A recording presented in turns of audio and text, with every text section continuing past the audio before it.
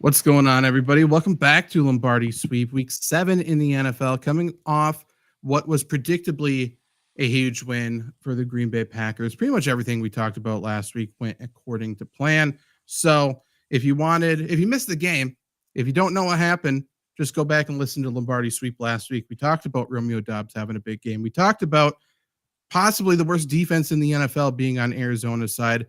Talked about how their secondary is embarrassing and they don't have a pass rush and yada, yada, yada. But there's a couple things that happened that we can go over. We have a Packers injury report for this week against the Texans, a relatively meaningless game, but it's a measuring stick game for sure to see Yeah, which for of sure. these teams is better.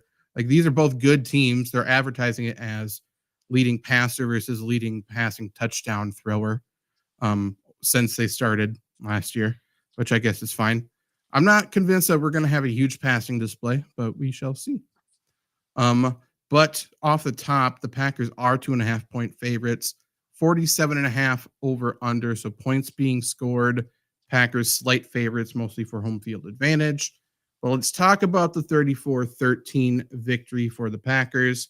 Luke, how was Lambeau feeling? Was It everybody was all rowdy? no, no, No? to be honest, and it was maybe because it was so dominant of a Packers performance through the first quarter and a half Mm. that it was like, all right, we won, let's get this clock going. I was, and maybe this is a fault to my own, but up in the press box, I had red zone going on my computer, and I paid more attention to that than the fourth quarter of the Packer game. Awesome. First quarter, awesome. Second quarter, awesome. It was, I don't know, the vibe was kind of weird. It was a win. It kind of felt like an October game against a team that doesn't really matter. That is fair. Trevor, you weren't on the show last week, but overall thoughts about the Packer game? I mean, it was an ass kicking. They just did whatever they wanted. Anytime the Cardinals had a chance, obviously you talked about it offline. They got a flag. Yeah. Especially, I think one thing that could have changed the game was that fumble on the punt return. But the horse collar is why it happened. Why he had to cut back field. It was just honestly really pathetic from the Cardinals. And I was a little worried seeing how they came back against the 49ers, but the Packers did what they needed to do. That's a huge win to not only win that game, but to win it pretty convincingly. You need those wins, especially going into Texans game. Hopefully they're flying high, and hopefully they can carry it forward. But to your point, I mean, everybody knew Romeo Doubs was catching one touchdown, much less two. Everybody. Yeah, I think I said it on both fantasy and Lombardi last week. Like, if there's one team that you can pick who you want to have a good day as a receiver, it's against Arizona. Like, they just cannot cover anybody, and they can't get a pass rush, so it doesn't matter. The second touchdown to Romeo Doubs was something, but that first one was good to see. A lot of people are frightened by the way Romeo reacted, stuff like that. We said it last week when everyone was still slaughtering him that he was certainly going through stuff, and there's family stuff as well. And a lot of people changing their tune on Romeo, and this is one of the only times I am very willing to let people do it without consequence. Like, just stop slaughtering the guy. Like, he did absolutely nothing wrong. He has been the perfect teammate. He has been a fan favorite since getting here, and it's insane how 1 week people flipped that quickly. It's incredible. Someone talked about, I've never seen a fan base flip that quickly on a fake media report, and I backed up saying, like, yeah, that's insane. I saw it with Aaron Rodgers, and people have still ran with it. At least Romeo Doubs was given a platform to speak, clear the air, and it's another situation where a professional sports organization can control the narrative off the top, and the main story. I even had to correct family members because they didn't hear the follow-up of what actually is going on. The main story is the one that controls the narrative. And no, Romeo Doubs wasn't demanding more targets. He wasn't upset with his role on the team. But it is good to see him involved because when he's involved, the Packers offense is usually doing well because he's a good football player. Yep. But all reports are that's in the past, which is good. He's currently still going through stuff, so hopefully he is doing okay. Yeah, I mean, it's the allure behind this Packers team is how young they are and how good they can be in the future. We're slaughtering it like a 25-year-old person. People don't understand Yeah. that, man. And just listening to him like try to defend himself, like he is just Right. a fish out of water. He can't articulate himself extremely well, and that's fine. Like he is not like he like there's so many athletes that just don't get in front of the camera and microphone and want to talk. Look at Nikola Jokic. Like he's in a position of so much power where he can do what he can do. And if a football player does it, Marshawn Lynch is still infamous for saying I'm just here so I don't get fined. He's a similar person. Like they don't want to share everything, especially when they're at a very low moment. So let's just stop assuming and slaughtering somebody for no reason. It's insane. And the way the Packers talked about it, like teammates and stuff, that was weird too. I don't like how anybody handled this situation, including Romeo Doubs, by the way, because the reason he was suspended, by the way, it's not because he was outspoken and a complete asshole or anything like that. He just didn't show up. And it's because he was dealing with stuff, but you can't just not show up to work. He did it 2 days in a row. He rightfully was punished. I'm not saying he's without fault here. Everybody had a fault. And we can just move past it. And winning cures everything. Touchdowns cure everything. And I'm happy he got 2 of them. Hopefully he has another good game this week because the Packers will need it. For sure. Going back to last week, though, Packers were in control the entire time. It was insane. I will say, as dominant of a defensive performance as it was overall, Packers gave up 5.5 yards per play. Part of it's because they got to play on their heels a little bit, towards the end of the game. But Cardinals were moving the football. The issue, and like I think Trevor said earlier, 13 penalties for 100 yards. Like, good luck. Good luck overcoming that. The only way you can overcome that is if you get another Sunday night football or Monday night football where the other team has just as many penalties, like Jets and Bills. Like, you just can't overcome that. There's some turnovers. Packers just didn't make mistakes this game. And weird how dominant and great you can look in this particular week or league when you just don't make mistakes. That's what the Chargers live on. That's what the Broncos are living on. Like, just make good plays and you win games. Especially against bad teams. And everyone's bad. Like, that's what we are failing to talk about. Every football team is really not very good at football right now. I don't know one team where I look at, I'm like, yeah, I truly believe in them, other than the Chiefs. And that's just because I believe they have the tools to fix playing bad, because they're not playing well either. Ravens, maybe. To your point, I mean, the Packers are without Jordan Love for 2 games. They have been good, but not spectacular. There are a couple red zone, really one red zone opportunity, field goal to touchdown in week 1 away from being 5-1. Are they a 5-1 team? Probably not, but that's how bad the NFL is. Yeah, there's a lot of really good, really bad teams with a lot of wins. There's some teams that I think will be pretty good that have 2 wins. Cough, cough, Jets. Like, weird start to the year. And I think to, just talk about fantasy football too. Like, we just had the fantasy football show. There's a lot of really good fantasy teams that have 1 or 2 wins. It's just a weird start to the season, but it's better to be ahead than be behind. Janet is with us. She is alive and well. She's just participating in the chat. So, hey, Janet. And Jake wants to know, are we laying the 2.5, talking about betting this weekend? Would you take the Packers 2.5 point spread? And we'll talk about that at the end of the show. But I do think this is going to be a close game. I think, like I said earlier, it's for sure a measuring stick game. Both of these teams have played a lot of terrible teams. They looked good against bad teams. They've looked bad against bad teams. And we will see who can actually play well against a good opponent, which I think both of these teams can be considered good opponents. Janet's in jail. And so it's been a matter of time with all the things she's doing physically to those kids in elementary schools. Is it just because she's a minority? That's, people are talking. 3 white guys on the show. The minority isn't here. Luke's not here as well. Luke's he put up the black screen in solidarity with Janet. That's very good. Very good. Very strong of you, Luke. Other things from this game, there really isn't a ton to talk about. Jordan Love obviously looked good for the most part. 22 of 32. He still is not very accurate. He had a couple of really terrible throws. One resulted in a touchdown. It is what it is. One thing, I think the Packers were blitzed 4 times the entire game, or not at all.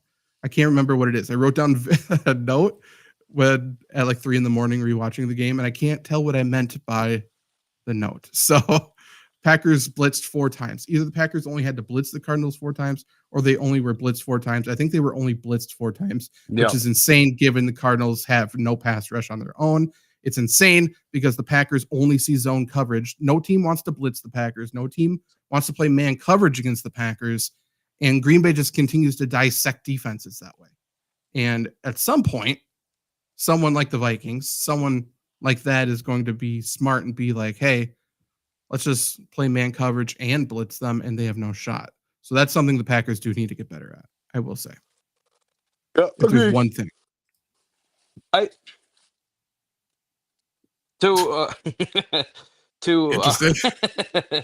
And maybe this is a transition into a concern of mine against the Houston Texans, but Sure. Against Arizona, right? Marvin Harrison goes down. Maybe the passing game is a little different with Arizona. Packers did a really Way good job of Packers did a really good job of kind of keeping receivers off of the sidelines, kind of pushing everything in the middle, which I guess is why we saw a big Trey McBride game and a big Trey Benson game in the passing game. I don't necessarily know that you can do that against Houston.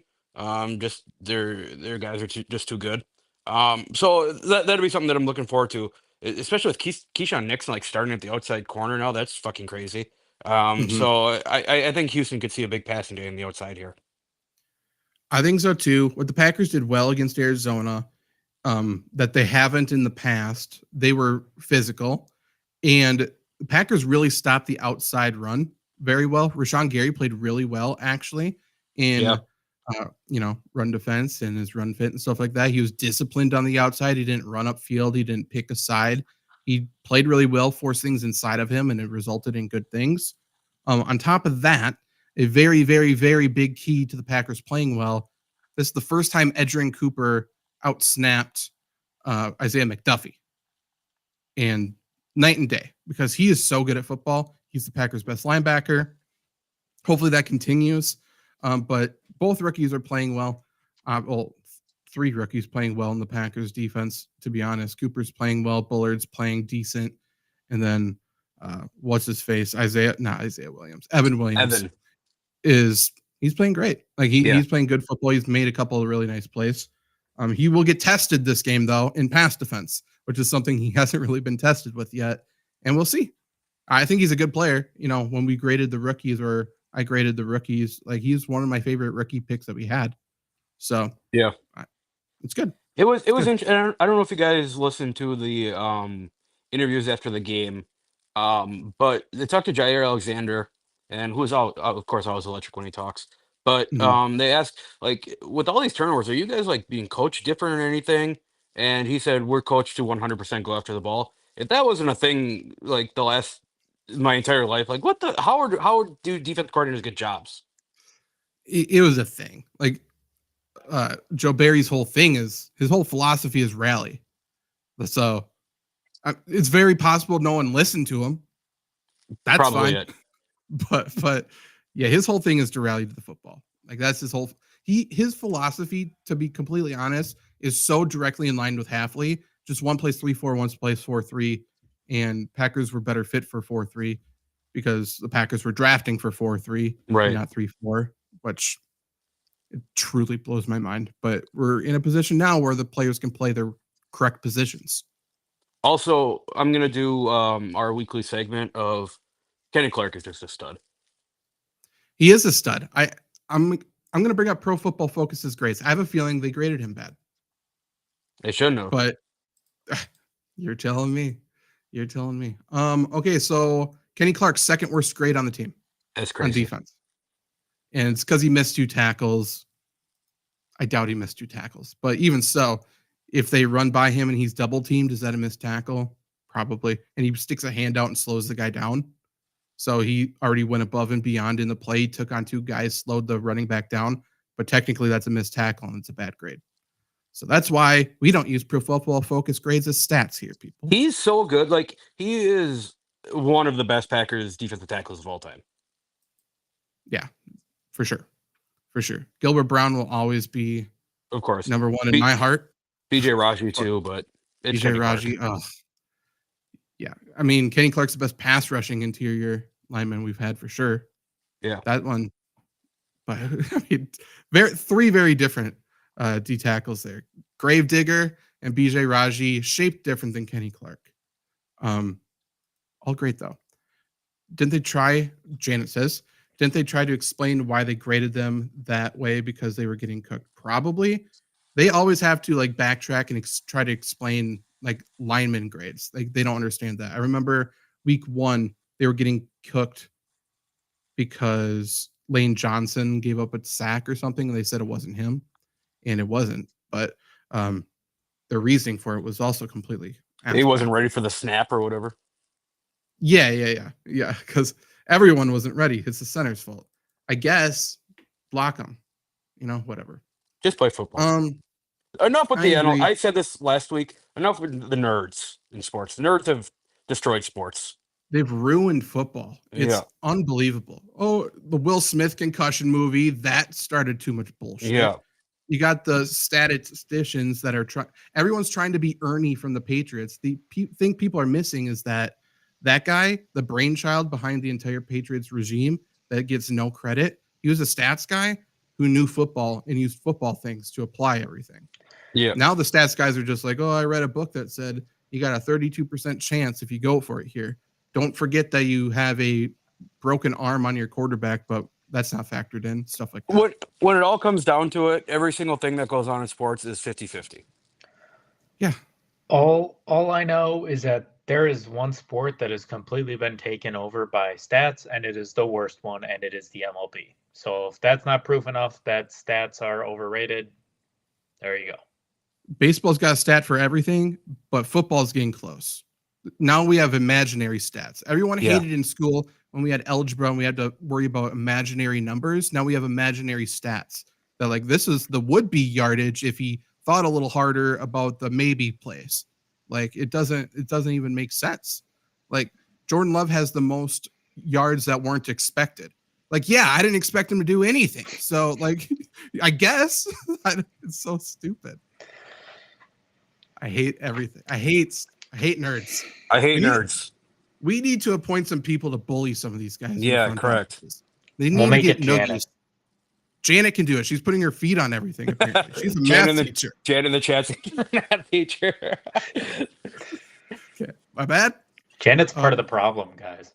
I guess so. She's starting them young, creating nerds in Texas. Anything else from this game? I'm looking at this, like the snaps. There isn't anything crazy. Eric Stokes has been demoted. Love that. He's awful at football. He's so bad. Yeah. He's so fucking bad. It's become a running joke how many times I yell at my TV about him or Quay Walker, and my family just laughs now because they are so bad at football. Yeah. I hate being the guy to nitpick things because it was a dominant win, right? It was a great win by the Packers. Josh Jacobs had to like really work for the yardage that he ended up with. That's true. The Packers offensive line over the past few years, they don't really get push. Like they just try to turn guys and hope a running lane forms. That's why Aaron Jones was so good because he could just turn his shoulders and get through those and like keep his speed. Josh Jacobs just isn't that player. So he kind of has to muscle people forward and just, you're not going to do that. So he played well. Yeah. For everything. Well. He had to grind, but he played well. He had. Yeah. And to your point then, Luke, because I remember I did write a Pro Football Focus grades article for the Packers because I think it's funny and people care about it for our news break. On offense, oh no, never mind. They were correct in this. So good for Pro Football Focus. I was thinking 4 of their top 5 graded players were offensive linemen. 4 of their bottom 5 were offensive linemen. But their top overall was Zach Tom, which whatever. Dog. Didn't face anybody. He's great. He's a good player when he doesn't have to play, and now he won't have to play Aiden Hutchinson or like an elite pass rusher.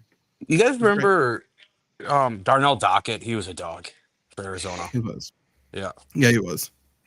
Yeah, he was. They could have used him in this game. That's what I was thinking watching the game. They just need a Darnell Dockett like guy. Yeah. Okay, so this week we got Houston noon game. Luke's there as a fan. He's not there on the clock, Yes. so I'm ready to you may see party. Luke wandering around somewhere. Tell him hi. Tell him you love the Rumbling, show. bumbling, stumbling. I think For we're sure. tailgating at like 8:39. So Jesus. Nice. yeah, So Luke's gonna be tuned up. I'm That'll pumped. be good. That does sound fun. Packers are 2.5-point favorites. The Texans are what's their record? 4-2. 4-2, I think. 5-1. Okay.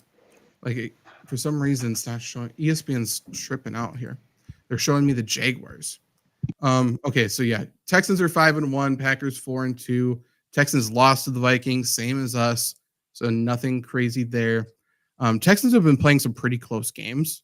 Actually, they beat Buffalo, they beat Jacksonville, and even beating New England. Like I guess it was a 20-point game at the end, I think, but that was kind of close as well. The thing that the Texans got back last week that I think the Packers are going to struggle with this week is Joe Mixon gives the Texans a running game. Yeah. And the Texans without a running game is very beatable. The Texans with a running game is just tough to defend. I guess we don't need to get into this until the injury report. So really quick, I guess. Injury report, Packers had 3 people who did not play or did not practice today. That's Elton Jenkins with a knee. Definitely watch that, but I think he should play. Then Colby Wooden and Devontae Wyatt on the defensive line did not practice with knee and ankle injuries respectively. Talked about Devontae Wyatt a couple weeks ago. He's probably out again this week, and that stinks. Limited. Go ahead. To your quick point about Elton Jenkins, he's been on the injury report for I feel like every single week this year, and I've said it every time. Like, yeah, it's fine, just a veteran injury thing. I'm not saying that I'm concerned yet, but I would like to see him off of the injury report. Usually they'll indicate if it's a rest day, like a veteran rest day, Right. and it's not that today. Right. So it's just a knee. So he's dealing with something for sure. I just think he's going to, fight through it, for better or for worse. Limited, Jair with a groin injury, Kenny Clark toe injury, Tucker Kraft groin, Josh Myers neck, Jaden Reed ankle, Christian Watson ankle, and Dontavian Wicks shoulder. Dontavian Wicks actually practiced today. He was considered week to week with a shoulder injury. I think it's far from guaranteed that he actually practices, but he was out there, or actually plays, but he was out there. Texans, if this remains true, it would be fantastic. All of these players did not practice today. Azeez El-Shaair, linebacker with a knee injury. Yeah. Foley Fatukasi, D-tackle shoulder injury. Kamari Lassiter, corner shoulder injury. Henry Tutu, something. I don't know. Hawaiian linebacker. They always make plays. He's out with a concussion. Jimmy Ward, safety, groin injury. And Robert Woods, foot injury, did not practice. Joe Mixon was limited. And Laramie Tunsil was limited. Both should be just fine. It's a lot of good players. A lot of really good players. I have no idea of the in and outs there. Like, I don't know if they were veteran rest days. I don't know if they're close to playing for all those do not practice, but it would be really nice if the linebackers are out. I think El-Shaair, I think he left the game last week against New England, which would be incredible if we didn't have to play him. Because I remember when they played the Bears and he went 1-75 against the Bears. Yeah. That guy, he's a dog. We do not want any part of him. At all. Yeah, that'd be great. But the Packers are relatively healthy, I think. Again, Texans with a running game sucks because the interior defensive line hasn't really been playing that well overall. And big reasons because Devontae Wyatt's out. Wyatt was playing pretty well when he was in there. It was actually Kenny Clark who wasn't playing great to start the year. And now he is shouldering everything. Bigger deal, obviously, when the Packers are playing 2 interior guys at once instead of 1. So that's the downside of this defense, I guess. Anything else about that injury report before we jump into the game? Let's jump into it. Okay. So yeah, Texans are playing well. Obviously, Nico Collins wasn't mentioned there because he's on IR. He's been one of the best wide receivers in the NFL. He's out for the Texans, which is great. They still have Stephon Diggs, who has a history, as a lot of receivers do, with Jair Alexander. They still have Tank Dell. They still have Dalton Schultz at tight end. And they have other good wide receivers, young wide receivers. Xavier Hutchinson's there, bunch of guys. So I think this is going to be a really tough offensive matchup. Yeah. So I mean, we got to find a way to force them to throw. Like if they are able to be balanced with their running game, I think Packers are in for a very, very long day. Like we cannot let them be balanced. We cannot make us be honest, right? We can't let them force us to play both the pass and the run. If we can make them one dimensional whatsoever, that's how you beat the Texans. Look at what the Vikings did. The Vikings got way far ahead. Texans weren't even able to try a run, and that's all she wrote. So that's my key to victory. Like we need to stop the run early. They cannot have like more than 20 rushing yards first quarter. That would be a death sentence in my opinion. Yeah, and I'm gonna piggyback off that and take probably the exact opposite, but the same idea. Like Packers have to establish a run game early in this one, especially if linebackers are out. I don't necessarily know that you want to be in a shootout with Houston. I think their weapons are just better than ours. Like I think their offense is better than Green Bay's. So if you can get Josh Jacobs, Emmanuel Wilson going and kind of control the pace of the game. I definitely think that this is a winnable game for them. It's gonna be tough, but I think it's winnable. I'm also scared of Stephon Diggs. I mean, he destroys the Packers. He has like 8 straight games with a touchdown against the Packers. So to your point of, like, yeah, you can't let them run the ball, but I don't want to see Stephon Diggs in the end zone either. To your point about the teams, Houston is just more talented offensively. They have better weapons. You got a gift into, obviously you don't hope people get hurt, but you got a gift in terms of game script and planning that Nico Collins is hurt. To your point, Zach, you have to stop the run because if they can now use Mixon, Diggs, and Dell however the hell they want, you're screwed. And that doesn't even include Dalton Schultz, who can do some things as well. So got to stop the run, got to take Mixon as much out of the game as you can because he's using the pass game too. So to your point, I mean, if they just start running the ball, especially if it's something where they score and the Packers have to punt right away, like that gets ugly very fast, and we've seen that happen multiple times over the years. The last time Stephon Diggs played the Packers and didn't score a touchdown, January 2016. I was still in high school. He has 1, 2, 3, 4, 5, 6, 7, 8 straight games with a touchdown, 9 touchdowns total during that stretch. He's had 3 games over 100 yards. He's been very good. Only one of those games was with Buffalo as well. So most of those games with Minnesota. Kobe Bryant was still alive and playing basketball. Yeah, I'd play basketball. That's true. Stephon Diggs is good. Jair has a history with him. They talk a lot of shit. That's no surprise. We will see Jair follow him.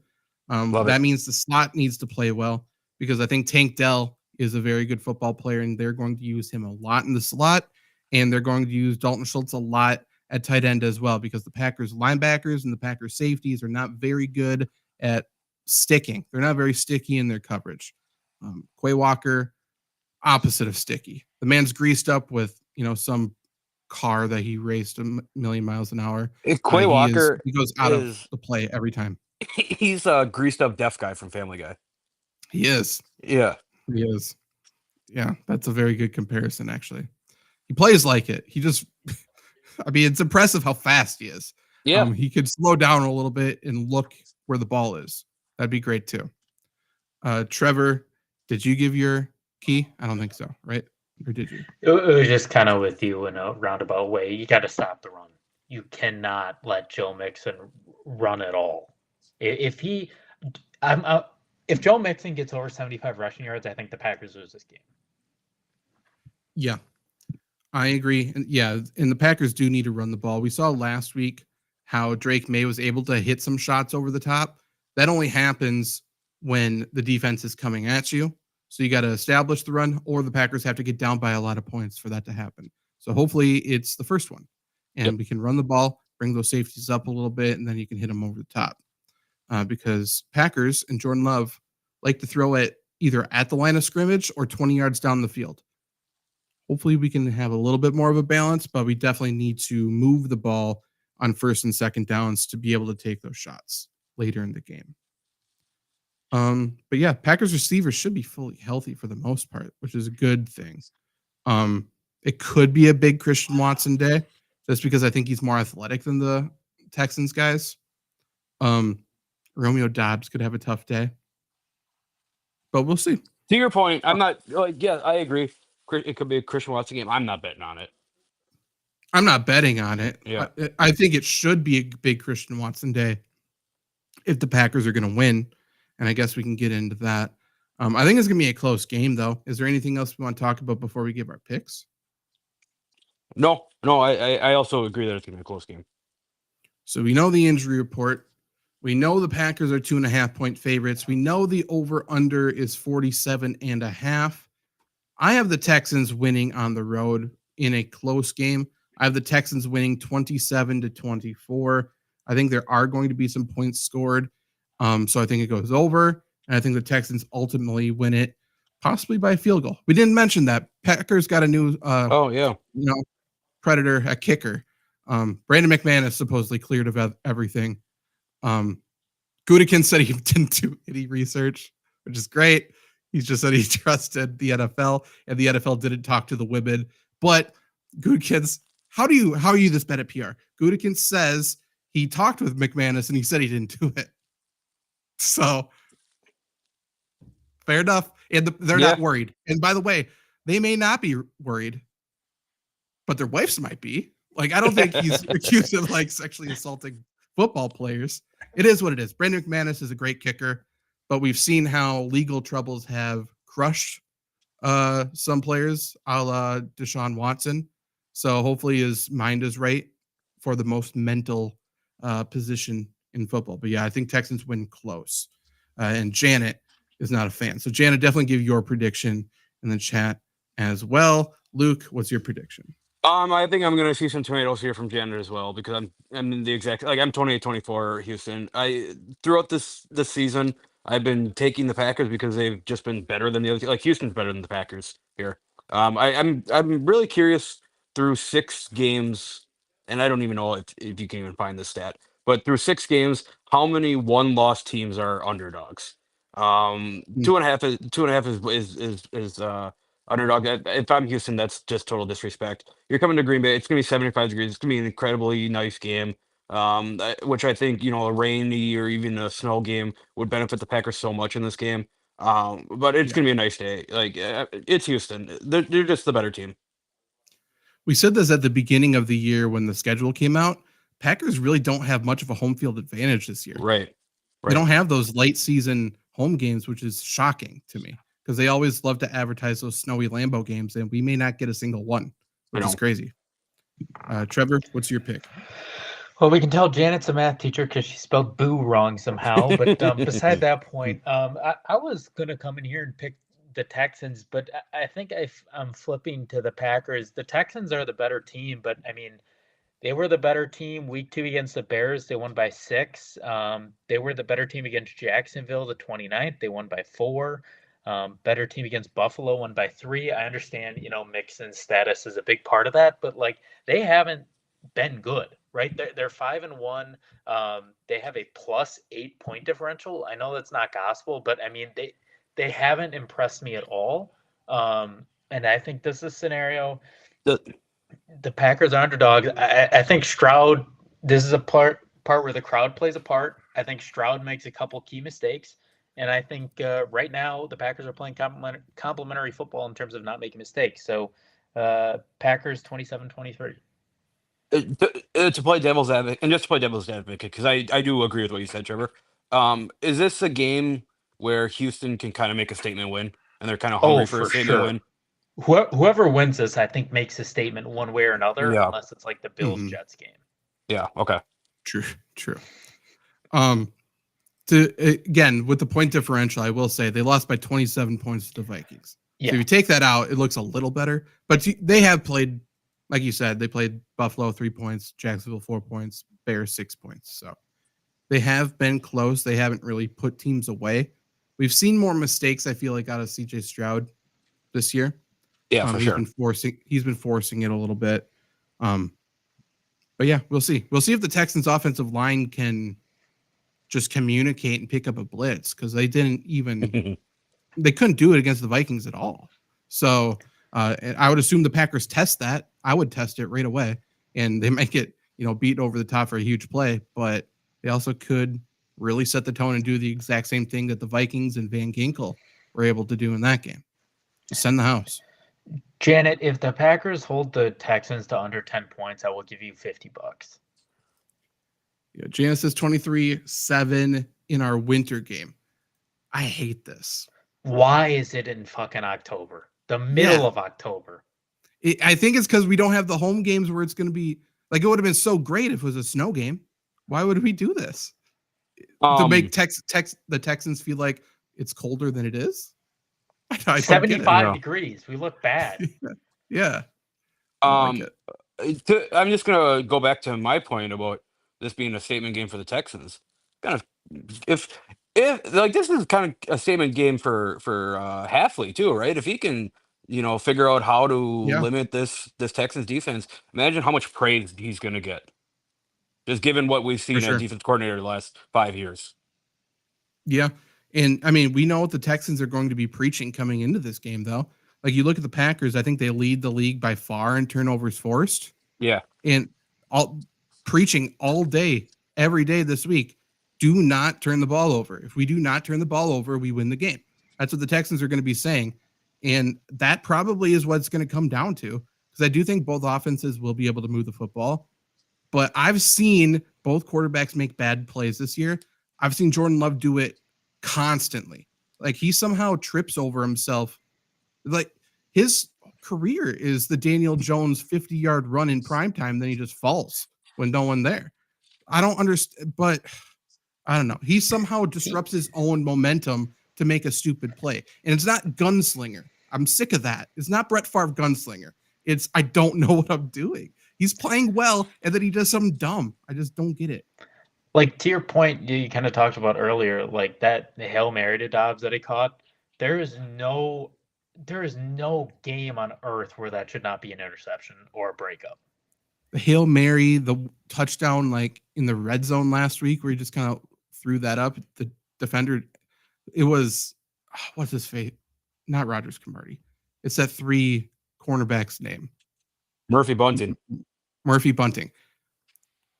I'm glad you beat him because he's horrendous at football. Like, of course we beat him. And I think he had like 4 penalties too. He's so bad. And it's for the crowd because they want everyone to wear white. It is that's the color rush doing Sunday. They're all new all whites, which I don't really like, but Sam Decker does, so that's okay. Sam Decker does seem like he would want things all white. Yeah. To be fair. That comes from someone who used to talk to him quite a bit. He almost got a championship from it. True. That is true. His dad seems like that kind of person too, in my reaction with him. I won't even say seems. I think I know that fact. Yeah. Yeah. That is true. Anything else before we get out of here? No, I think this is a good litmus test of really how good is this Packers team, and kind of same way, like, really how good is this Texans team. Like, the winner of this game is going to come out looking really good, and I think the loser is not going to be, I don't think it's going to be a horrible loss for them. Depends how you lose. If you get blown out, sky's falling. If it's close, whatever. But like, if the Packers lose in the way the Packers have lost in the past, there will be some vocal people. And if the Texans get blown out by another NFC North team, they should be worried. Yeah, for sure. Because who else have they beat? They beat the Bills. That's not big for me. I don't care. And then Patriots, they beat, I don't even know who else. Probably the Titans. I don't know. Beat Bears. Yeah, who cares? But yeah, we will get out of here. Will NBA be back for next week's show? It should be, right? Tuesday? 22nd. I want you guys listening, everyone listening, if you are interested in a Bucks show or more Bucks content, since obviously this is a Packers show, let us know. because I am going to be following NBA pretty closely this year. That's my goal. And if I can do that, I have a big goal for the year after that. So just you guys wait. Oh, Maybe moving on to another sport that I Oh. hate. I hate it. is it a sport Bad sport. that's currently in the playoffs? Yeah, possibly. Haven't seen a single game all year, but I Okay. am a fantasy league champion of it somehow. Okay. Can't name 2 players on that team. I had Pete Alonso. I always have Pete Alonso. Yeah, you got a wagon, Hey, man. there's one chick. Maybe she was at least in the semifinals for the WNBA. She's from Green Bay. So, Who is it? Natasha Shout- Heidman? yep. She's a that's- dog in high school. She, Shout out let me GB tell you, Southwest. she made some plays in the game I was watching. Again, I don't Yeah. know if she's on one of the final teams, but she's good. True. Jan says yes to a Bucks show. So maybe we'll do more Bucks content. It may not even be weekly, but like I do want to do something more Bucks on this YouTube channel. So we shall see. We shall see. And we got the 2 diehard Bucks guys here. And I am not there. I'm in the I'm in the I middle. hate to say this. I bought ESPN Plus. I'm on the NHL train. I think I'm done with the NBA. Their media's god awful, and it's just gotten to a point where I give up. I can't handle seeing what's her dumb ass face, who does all the reporting. Luke, Doris? you know who she is. No. The one who made the bad report about Giannis like 3 years ago, and now he doesn't even talk to her. Malika Andrews. Malika. No, she does football.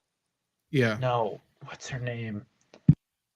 Anyways, I'm gonna Trevor just to because there's a lot of people who want to like hockey, and I'm gonna make a case for the NBA here. If you're not like a hard a basketball hardo, you got to treat the NBA like a reality television show because it is the best That's reality true. TV For sure. around. NFL's better for that. There's So- way more I don't know. storylines than that. Yeah, there's more storylines, but the egos are nowhere near as what the NBA is. That's true. It also fair. is Malika Andrews. Fuck you forever and always. Richard Jefferson's awful. Kendrick Perkins is awful. Trying to scam people out of NIL deals. The whole I like NBA media Kendrick. landscape. Fat ass Brian Windhorse. Fuck you. I just hate everybody in the sports media. So I'm going to the NHL, but I But you're will be going to the ready for Blackhawks, which is like can't respect that. I'll be Bad. ready for the annual Bucks injury downfall bullshit that happens every playoffs. So Yeah. I'm looking forward Wisconsin to it. It's gonna sports. be a new. Enjoy the ride. Hey, I will say they took out a statue that was on an ancient Indian burial ground in Milwaukee, so maybe the curse has been lifted. Could be. Was it a native statue that they took out, or was it? No, it was white like a person Milwaukee statue? County Park statue. And they just like put it on top. Just Yeah, like, and they said suck we're it. gonna move it without disturbing anything. I'm like, it was put there in 1910, guys. It's been 120 years. We gotta be on that a little earlier. But a couple of weeks ago, I went up to Grand Portage, which is the main hub of the fur trade. It's the last city before the Canadian border up there. So they have like the national monument or whatever for Grand Portage, and then of the everything like that. I almost went back to my roots. I saw a beaver. I almost hit that motherfucker. Oh, They that was almost- sweet. I would have brought it over to it too. I would have brought it right over there, see what I could have got. If you hop in the swamp, that would be a great series. Just you start fur trading. people are What? doing it now. Yeah. Supply and demand. that reminds me of the greatest tweet of all time, which is Blake Griffin. He's like, I just ran over a squirrel. Casey Anthony is a monster. Yeah. True. Also, last thing I will say, Janet, nobody likes the Stars. Hate to break it to you, nobody cares about them. I mean, they're at least exciting. Are they? Yes, Blackhawks are not. Blackhawks Yeah, they are. stink. They got Bedard, man. Great. Good for them. Okay, we will be back next week. Is it a bye week yet? No, it's not. No. Week 10. Week 10? Jesus Christ. It's already week 7. Yeah. Sure is. We're already a third of the way through the season. That's a little sad, Yep. but always is. also kind of nice. It's a little nice, but it's a little sad. And somehow we're only like 4 months, 3 months away from baseball starting again. I True. can't wait. Everyone loves the first month of the baseball season. So good. Yep.